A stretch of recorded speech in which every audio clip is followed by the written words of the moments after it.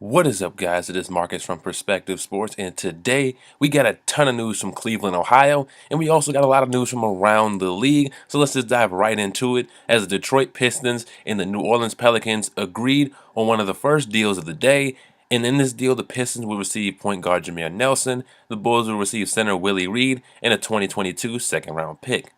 The Pistons acquired Willie Reed, who will be waived by the Chicago Bulls, from the Los Angeles Clippers in the Blake Griffin deal, and they really didn't need him. What they need is another point guard who's smart, can play a decent amount of minutes off the bench a night, and keep the offense flowing. And speaking of players the Pistons didn't want from the Blake Griffin trade, they also trade Bryce Johnson and a 2022 second round pick to the Memphis Grizzlies for forward James Ennis. And there's still some things that need to be figured out about the 2022 second round pick right now, and so as more information comes out, we'll know officially what that's about. The Miami Heat and the Atlanta Hawks also struck a deal that would send Luke Babbitt to Miami in exchange for guard Okaro White.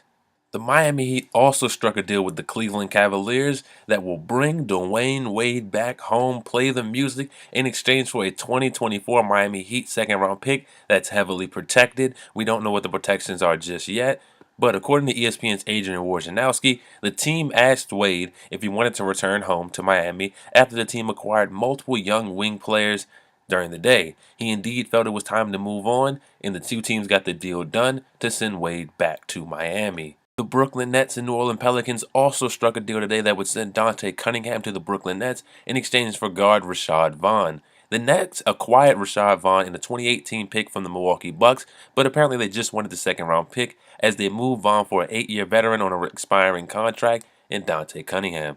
The Washington Wizards also get involved with the Atlanta Hawks as they'll receive a 2019 second round pick in exchange for guard Sheldon Mack and cash considerations. The Wizards didn't do as much as we thought they would do around the deadline, but they do get a future asset for Mack.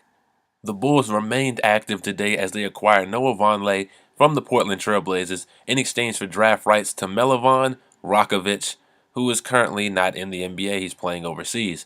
The Trailblazers will save over $70 million in luxury tax penalty by doing this, and they now have $3.5 million to spend in cap space with 2 open roster spots. The Phoenix Suns acquire Elfrid Payton from the Orlando Magic in exchange for a 2018 second-round pick to be announced. Elfrid Payton didn't fit in with Orlando or really in the modern NBA. He's a guard who can play defense but can't score. And speaking of guards who really didn't fit their team, Emmanuel Mudiay is on the move. The Denver Nuggets, New York Knicks, and Dallas Mavericks all agreed to a 3-way deal that'll send Devin Harris and a 2018 Knicks second-round pick to Denver, Emmanuel Mudiay to New York, and Doug McDermott and a 2018 Trailblazers second-round pick via the Denver Nuggets to the Dallas Mavericks. This was a hard trade for the Dallas Mavericks because Devin Harris was such a valuable member to the Mavs as a franchise on a personal level. But they do acquire Doug McDermott, a guy who they intend to re-sign, in a Trailblazers second-round pick. The Nuggets get Devin Harris, whose contract expires after the season, and a Knicks second-round pick, and Mudiay will get a fresh start in New York, but the Knicks now have 2 very similar guards, 2 tall, long defensive guards, and neither really can shoot the ball or space the floor, so that'll be interesting to see what they do there. And now for the Cleveland Cavaliers, who's done a ton of wheeling and dealing today. The Cavs struck up a 3-team deal that saw them receive George Hill and Rodney Hood. The Kings received Joe Johnson and Mon Shumpert in a 2020 Heat second-round pick via Cleveland, and the Jazz saw themselves getting Jay Crowder and Derrick Rose. And now I really think the Cavs made out in this deal because after a questionable first deal that we'll talk about in just a second, in this deal, the Cavs get George Hill, a good two-way player, Rodney Hood, who's a questionable defender but has offensive upside. So they really get younger and they get more versatile, and they also add a scorer in Rodney Hood. The Kings get Amon Shumpert, a defensive guard, and Joe Johnson, who they'll be buying out and could sign with the contender, which he's intending to do. So that could be the Boston Celtics, Houston Rockets, Cleveland Cavaliers, or the Golden State Warriors.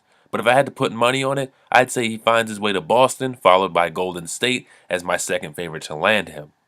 The Utah Jazz acquired Jay Crowder, a solid two-way player who couldn't find his role in Cleveland, and Derrick Rose, who they'll buy out, and Rose is reportedly going to reunite with Tom Thibodeau in Minnesota once he clears waivers. And now for the move that I felt was really questionable for the Cavs, but the more I look at it, they really benefited from it. The Cleveland Cavaliers land guard Jordan Clarkson and Larry Nance in exchange for Isaiah Thomas, who I have interesting feelings on that we'll talk about in tomorrow's video, power forward Channing Frye, and a 2018 Cavs first-round pick. Cleveland gets younger and more athletic in this deal, as Jordan Clarkson is a very good offensive player, and Larry Nance is a solid defender, and he can make some highlight plays if we're being real. But as for the Lakers, they benefit because they get a first-round pick, which is protected. We don't know what the protections are yet, but they get a first-round pick, and they get two expiring contracts in Isaiah Thomas and Channing Frye that officially open up two max slots. Not that I think they'll get anybody in free agency, but it opens them up for the potential to do so. Well, there you guys have it. These have been all the moves from today. And if there's any more that are lagging behind, I'll be sure to post them down in the comment section. I hope to see you down in the comment section. What was your favorite trade of the day? And who do you think won the day?